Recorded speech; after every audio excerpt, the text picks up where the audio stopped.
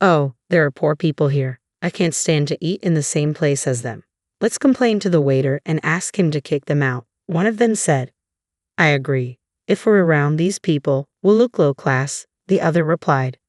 My sister and her husband, whom we ran into on our New Year's trip to Hawaii, decided we were poor and started bullying us.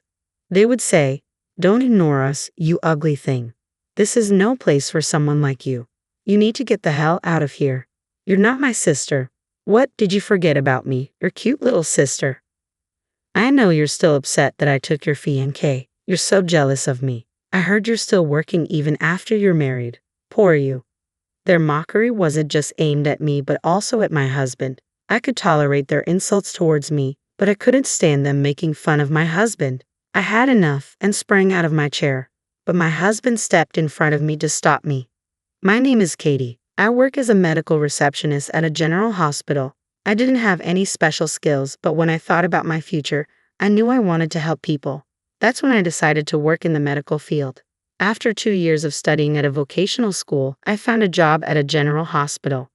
My parents recognized my hard work and were proud of me for choosing a career in medical administration. But my sister's reaction was the exact opposite. She said, "This is a job that anyone could do, and it's perfect for you," and laughed. My sister Miley has always been like that. She looks down on me and makes fun of me regularly. Miley is pretty. When we were in junior high, people called her the prettiest girl in her grade. She gets a lot of compliments and is always boasting about her looks. She calls me ugly and acts like I'm pitiful. If it seems like anyone can do it, I thought, maybe I should do things only I can bring to the table. I tried to smile all the time, be really polite, and more cheerful than others. It sounds easy, but it's very difficult. Still, I was determined to do my job well and told myself I would not fail. I was very happy to know there were people out there who noticed and appreciated my efforts. "You're always energetic," Dr. Ken Smith, a doctor at the hospital, said to me. I rarely interact with doctors, but Dr. Smith knew my name. "Your smile always heals me, Katie," he added.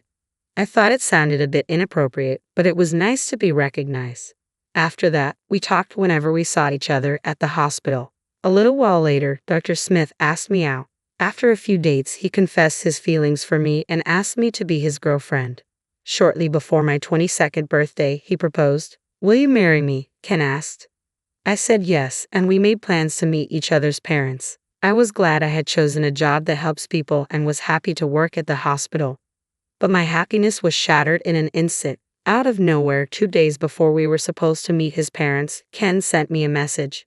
"Don't worry about coming to meet my parents." Confused, I wrote back immediately, asking if it didn't work for their schedule or if we should reschedule. But Ken's response was something I never expected. I said, "Don't worry about coming. I'm breaking up with you, Katie." For a second, it felt like time stopped. I didn't understand what he was saying. I immediately called him. "What do you mean? You met my parents. Just act like it never happened. What's wrong? You said you'd keep working after we got married, and you didn't listen to me." "Well, that's it. I realized that I'd rather have an obedient woman than someone like you." It was like he had become a different person. I was, of course, shocked that he broke up with me, but I couldn't believe how he changed all of a sudden. "What? You said my smile heals you. I can't believe you're breaking up with me after we got engaged." "Ha, that was just something I said to make you feel good. I chose you because you were the youngest, decent-looking woman at the time." "You're horrible. I'm a doctor. There are better women out there, more suitable for a doctor like me." "Who?" I had a bad feeling, and it was far worse than I thought it could be.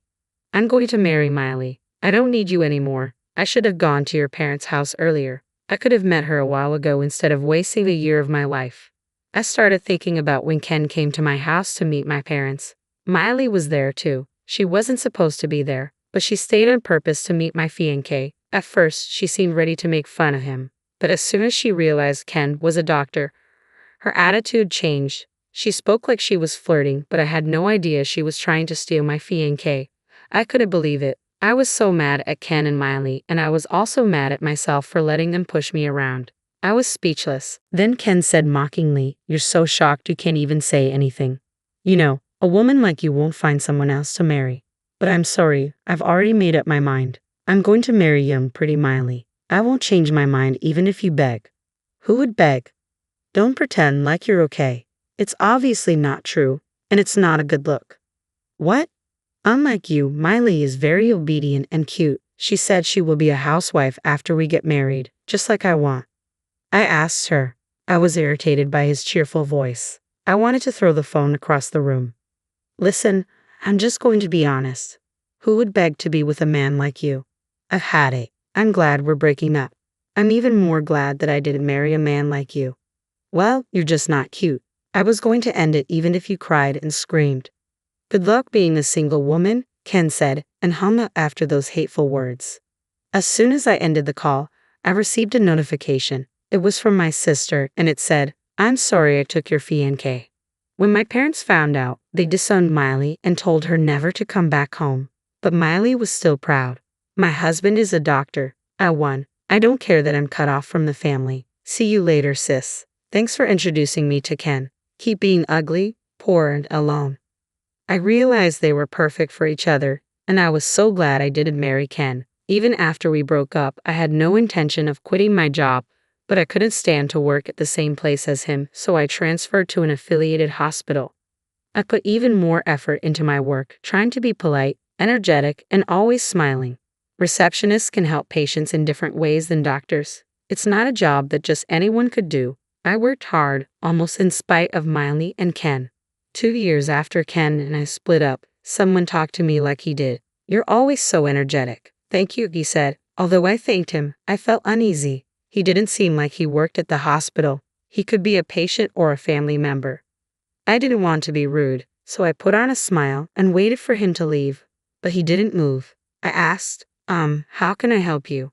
He smiled broadly. "I've always thought you have such a wonderful attitude toward your work. I'd like to talk to you more. Would you like to go to dinner with me?"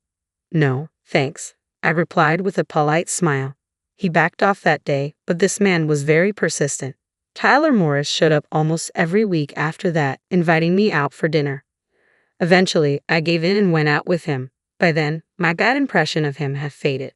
More importantly, he understood how important my work is to me. After a few dates, he asked me to be in a relationship with him. I told him about my past and my fears. I'm not holding back, but I'm still scared. I don't want to go through that again. I thought I might have said the wrong thing, but he let out a bitter laugh and looked at me with sincere eyes. "I'm so attracted to you. I would never make you sad or uneasy. Can you think about a future with me? I would make you happy." Tyler's gaze was enough to calm my worries. I made up my mind and decided to start a relationship with him. He genuinely cared about me. Even when we decided to get married after a year of dating, he respected my wish to continue working. My parents were overjoyed that I was so happy. They also liked Tyler, and we were able to build a good relationship with each other's families. I was living a happy, fulfilling life at work and at home. Then something happened. My husband and I went on a trip to Hawaii at the end of the year, the only time we could vacation and relax together. While having dinner at the resort restaurant, we ran into my sister and Ken. I couldn't believe my eyes for a minute. It had been about 3 years since I'd seen them. Even though it had been so long, Miley and Ken's condescending eyes had not changed. They caught sight of us and came up, grinning. "Ah, there are poor people here. Hey Ken, let's complain to the waiter and ask him to kick them out." "Okay, yeah, if we're around these people, we'll look low class," they said loudly on purpose, ensuring we could hear them. They glanced at us, enjoying our reactions. There were so many things I wanted to say, but we were in a restaurant, and people were eating around us. I kept my feelings in check and continued eating in silence. Tyler, like me, completely ignored them as if he hadn't noticed their presence and smiled at me, saying, "This appetizer is delicious." "Don't ignore me, you ugly thing. This is not a place for someone like you. Get the hell out of here. You're not my sister." "What, you forgot about me, your cute little sister?" Miley taunted. "I know you're so upset that I took your fiancé. You're so jealous of me. I heard you're still working, even after you're married. Poor you." They started mocking not only me but also my husband. I could put up with it if it was just about me, but I couldn't stand listening to them make fun of my husband. I had had enough and sprang out of my chair. "All right," I was keeping my mouth shut, but, just as I was about to snap, Tyler quickly stepped forward as if to protect me. He looked at me and said in a calm voice, "Katie, don't let these people make you angry." But they kept mocking Tyler, and I couldn't stand it any longer. He could tell how I was feeling and nodded reassuringly. Ken and Miley, watching us, gave Tyler a condescending look and snickered. You poor people are all dressed up. You may think you're dressed nicely, but you're not. You guys are matching. Miley pointed at Tyler and laughed. I felt terrible for putting my husband through this, but Tyler didn't seem to mind at all. He turned to them and said matter-of-factly, you two are matching too. Your characters match. You both have nothing better to do than look down on others. Hearing my husband's words, they looked furious. What? Are you making fun of us? Don't talk to us, you poor bastard. Don't you know who I am? I'm a doctor. I help ordinary people like you. You have no right to make fun of me. Unlike you, a poor man with a plain wife, I can choose as many women as I want.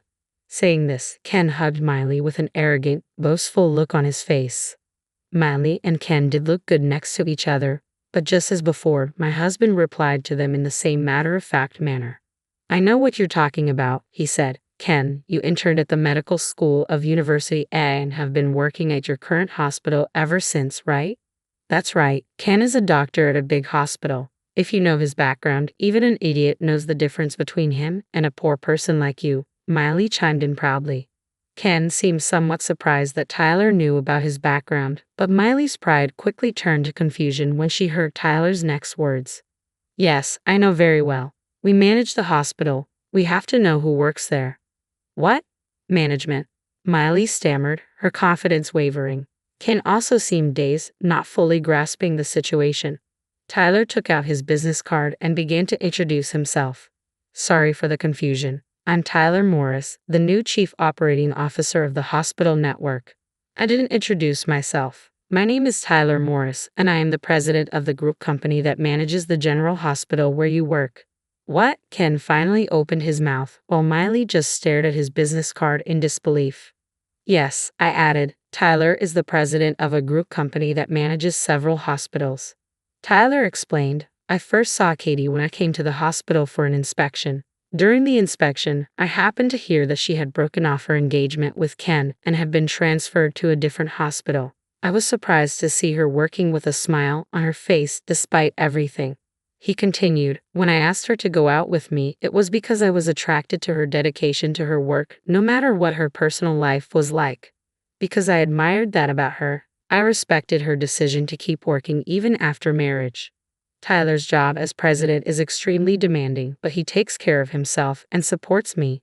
Ken's earlier comment about feeling sorry for me because I have to work is just ridiculous. People who only see things their way wouldn't understand, but I'm very grateful to Tyler for supporting me and respecting my choices. I can proudly say that I am happy to be married to Tyler. I can't believe he's the president, Ken said, looking anxious. Miley, who had been looking at her phone, suddenly shouted, Hey, wait a minute. It is Tyler Morris. He started his own business early and, at only 30 years old, is the president of a major group company. He's been featured in all kinds of magazines. You're screwed. Ken looked at Miley's phone screen, his face turning pale. Miley looked down, and Ken, trembling, got on his knees and began to apologize. I'm so sorry. I didn't expect Katie to marry someone like you, and I was rude. Don't you see that what you just said alone is very disrespectful? It seems like disrespect for others runs deep in your bones. I find it hard to believe that someone who acts like you is a good doctor. Ken became even more flustered and continued to apologize, but Tyler wasn't having it. He said, If we keep causing a scene, it will disturb the people around us, Katie. We can order room service. He called out to a nearby waitress and gave her the room number. Then Miley screeched, That room is one of the nice ones here. You're kidding, right? Let me go with you. How could she say that like there was any way I was going to allow that to happen? I said, if we're around people like you, we'll look low class. My husband and I walked away. After getting back to Japan, Kent was given a pay cut when Tyler reported the incident. Doctors are in high demand. I don't care. I'll quit. Ken was unable to find a job because of bad rumors spreading in the industry. The hospital that finally hired him had a bad reputation, a terrible working environment, and low wages. Ken and Miley constantly fought because they could no longer afford the luxuries they used to. Maybe this is why Ken had an affair with a nurse at the hospital. I'll make sure I get what's mine. However, there was no way my sister, who didn't want to lose her husband's status as a doctor, would easily agree to the divorce.